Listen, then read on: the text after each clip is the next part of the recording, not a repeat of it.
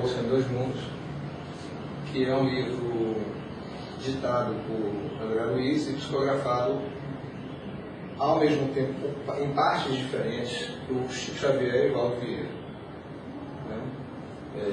O espírito ditava algumas partes do livro para um médium que morava em uma cidade, ditava outras partes do livro para outro médium que morava em outra cidade. Depois eles juntaram e formaram um livro. E o livro tem começo, meio e fim. Não é um monstrinho, não. O livro na verdade, foi uma estratégia também do espírito de mostrar que era possível esse tipo de técnica de psicografia. Então, para quem nunca viu André Luiz, é este do meio aí, André Luiz. Valdo Vieira de Caxias, todo mundo conhece. Okay? Alguns conceitos que eu gostaria de falar rapidamente aqui antes da gente ir para um ponto à frente. Primeiro é o conceito de Deus. Né? Eu não vou passar aqui a discutir o que é Deus ou deixar de ser Deus. Na verdade, eu queria só relativizar um pouco da imagem de Deus. Boa parte de nós ainda tem no nosso imaginário uma determinada imagem de Deus. E aí eu queria propor que a gente substituísse essa imagem por outra. Que não é Deus ainda, mas é um pouquinho mais próximo do que Deus. Né? Eu vou mostrar a imagem que normalmente a gente tem, que é uma coisa muito próxima, mas geralmente mais azul, né? Deus é mais azul do que isso, mas é uma coisa parecida com ele, né? É mais ou menos por aí. E eu proponho substituir por outro, né? Vamos botar Deus assim, para ficar mais próximo do que deve ser. A gente não sabe de nada, mas o mais próximo que eu acredito que seja é isso aí do que o outro que a gente vê. Então eu proponho que a gente mude um pouquinho a imagem de Deus. Minha casa está vendo, tem uma outra ideia de Deus, mas eu não vou apresentar porque não vale a pena. Na verdade, essa imagem não é a imagem mais fiel do que eu particularmente imagino, né? Mas foi a mais próxima que eu consegui achar. Na verdade, o conceito que a gente está propondo para que a gente venha substituindo é que, em vez de imaginar Deus como uma individualidade, mesmo que a gente não pense daquela forma, pense Deus como um universo e as conexões desse universo. Essa imagem vai chegar mais próximo do que a gente tem até hoje de conhecimento sobre Deus. E eu digo isso não só pelo Espiritismo, por exemplo, como por outras doutrinas, como eu mostrei que tem outros teóricos trabalhando nisso, como atualmente a própria ciência, né? A própria física, tem chegado mais próximo desse conceito. Claro que não a física materialista, mas físicos que tentam fazer essa comunicação entre o religioso e o científico, propõem um Deus muito mais próximo, né? Um Deus cósmico muito mais próximo dessa imagem do que da anterior, um Deus, né, barbudo, no céu, com os anjinhos, que é um Deus judaico-cristão católico que a gente vem representando em nossas mentes já há bastante tempo. Então, a proposta é que a gente mude um pouquinho de imagem de Deus, até mesmo para entender o conceito que a gente vai trabalhar. Então, essa imagem de Deus não pode ficar desassociada da compreensão do fluido universal, que é justamente toda essa rede de energia se conecta o centro, que é Deus, e todo o universo. Essa rede energética é o fluido universal. Esse fluido permite tanto a criação de tudo que existe, a partir da vontade divina, como também comunica Deus e suas criações. Ou seja, uma imagem boa para o fluido universal é uma rede de energia. Essa é uma imagem interessante para entender a ação do fluido universal.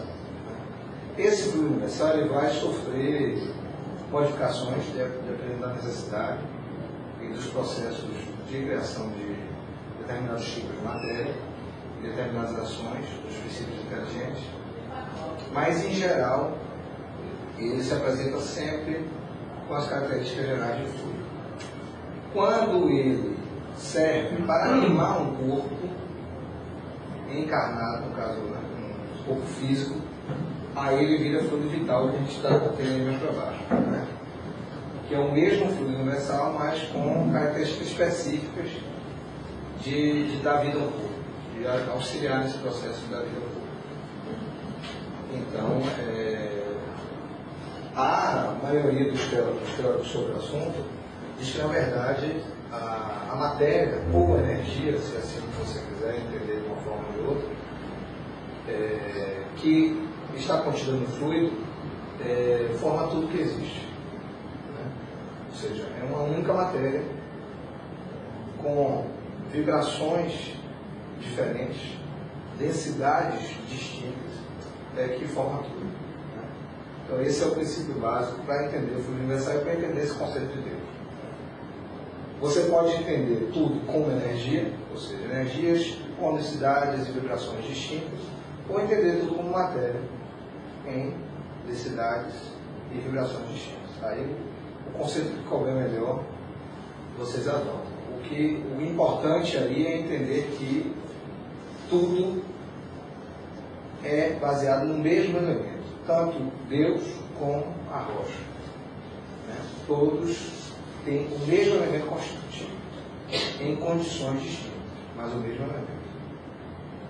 Esse é o entendimento básico para entender o conceito da evolução anímica proposto aqui nesses conceitos. Para entender melhor esse caminho, outro conceito importante é o conceito de princípio inteligente. Normalmente se confunde muito princípio inteligente com espírito. E a gente faz uma distinção. Né? Alguns teóricos colocam como a mesma coisa, outros não, mas aqui a gente optou pela distinção. O princípio inteligente é a centelha divina que contém inteligência. Certo? Ela contém inteligência. É uma centelha divina, individualizada do todo, do fluido universal e da criação divina do próprio Deus. Mas ele ainda não tem condições, enquanto princípio inteligente, de animar um corpo humano. Então, por isso que ele não é espírito. Essa é a principal distinção entre princípio inteligente e espírito. Né? Ou seja, o princípio inteligente vai se tornar espírito. Mas ele passa por etapas anteriores antes da condição de espírito. Ok? Então, o princípio inteligente é a centelha divina, dotada de inteligência individualizada do todo e de Deus. Isso é o princípio inteligente. O perispírito é o invólucro, é a camada energética que envolve esse princípio inteligente. E é o que dá a ele a condição de ser individual. É o que dá a ele a condição de ser separado desse tudo. É o perispírito que dá a condição à matéria divina de ser princípio inteligente. Então, um princípio inteligente, ele só tem a condição de ser individualizado se tiver perispírito. O correto seria a gente dizer que seria, na verdade, um proto-perispírito. Um perispírito ainda em informação. Um perispírito inicial, não um perispírito como nós conhecemos quando a gente estuda a estrutura do espírito e do corpo humano. Mas a gente, para classificar de uma forma geral, pode chamar de perispírito. Mas ainda é um perispírito rudimentar que só tem a função de individualizar aquela centelha do todo. A alma é justamente quando esse princípio inteligente, individualizado pelo perispírito, inicia o processo de animar algum corpo, seja ele qual for. Então, esse princípio inteligente, com esse perispírito que individualiza, inicia o processo de animar um corpo, aí ele pode ser chamado de alma.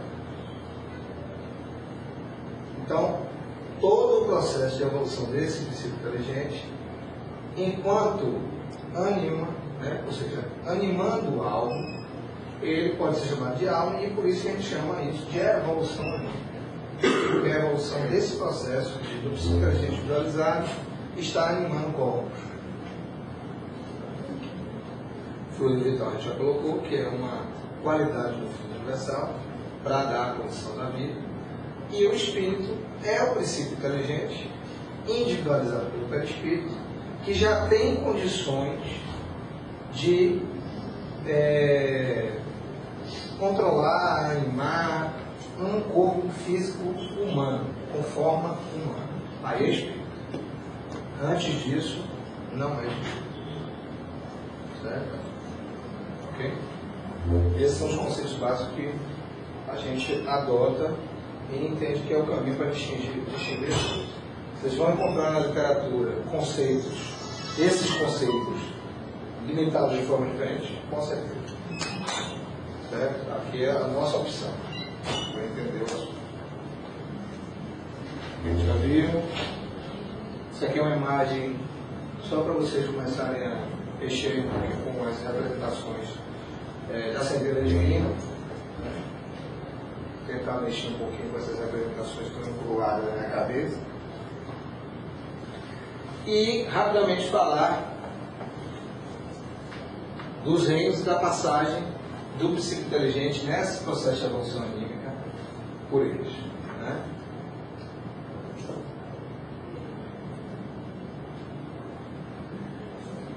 O primeiro reino que o psico inteligente acessa e começa a ter suas primeiras experiências de animar algo material, ou de matéria densa, uma vez que eu queira dizer, é no reino mineral.